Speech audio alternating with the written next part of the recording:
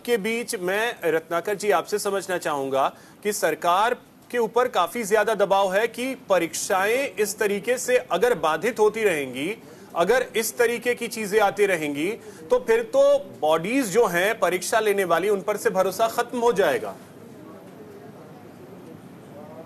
देखिए अभिषेक जी, सबसे पहले तो मैं सरकार की तरफ से आश्वस्त करना चाहता हूँ कि कोई भी छात्र है जो इस परीक्षा में सम्मिलित हुआ है, 24 लाख विद्यार्थी जो इस परीक्षा में सम्मिलित हुए हैं, उनके प्रति जो है सरकार पूरी तरह से गंभीर है और छात्रों के हितों का ध्यान बिल्कुल रखा जाए। इसमें एक तबका वो भी है जो असंतुष्ट है, जो ये कह रहा है कि नीट की परीक्षा जो है वह पेपर आउट हुआ है, गड़बड़ियां हुई है और वह चाहता है कि नीट फिर से एग्जाम रीनीट हो। एक तबका दूसरा ये भी है जो मेधावी छात्र हैं, जो बहुत सालों से मेहनत करके और एक अच्छा स्कोर लाए हैं,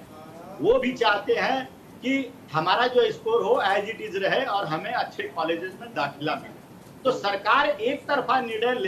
ले नहीं सकती है, इसलिए दोनों पक्षों का ध्यान रखना बेहद आवश्यक है। और सरकार इसलिए ये पूरी तरह से सुनिश्चित करना चाहती है कि छात्रों का जो है पूरी तरह से न्याय हो और कहीं पे उनका हित जो है वह अहित न हो, ये सरकार पूरी तरह से ध्यान रखती है। दूसरी चीज मैं कहना चाहूंगा इसके संदर्भ में अभिषेक जी,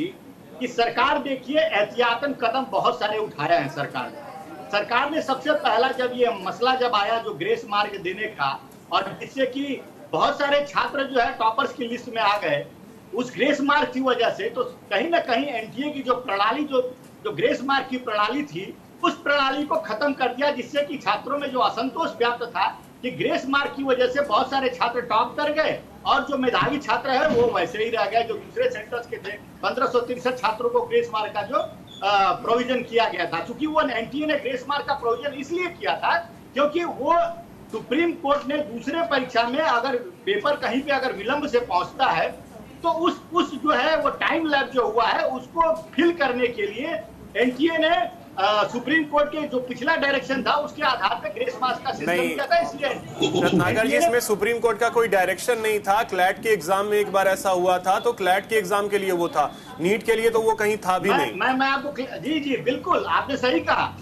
मैंने नीट के एग्जाम के लिए नहीं कहा, मैंने इस तरह की परीक्षाएं जो हुई है जिसमें टाइम लैप हुआ है, सुप्रीम कोर्ट में जब मामला पहुंचा था तो निश्चित रूप से सुप्रीम कोर्ट ने ग्रेस मार्क्स का जो सिस्टम है जो सुझाया गया था उसको इम्प्लीमेंट किया था। तो एनटीए ने उसी सिस्टम को इम्प्लीमेंट किया, लेकिन कहीं न कहीं छात्रों में अभिभावकों में असंतोष होने की वजह से सरकार ने इस ग्रेस मार्क्स को पूरी तरह से हटा दिया।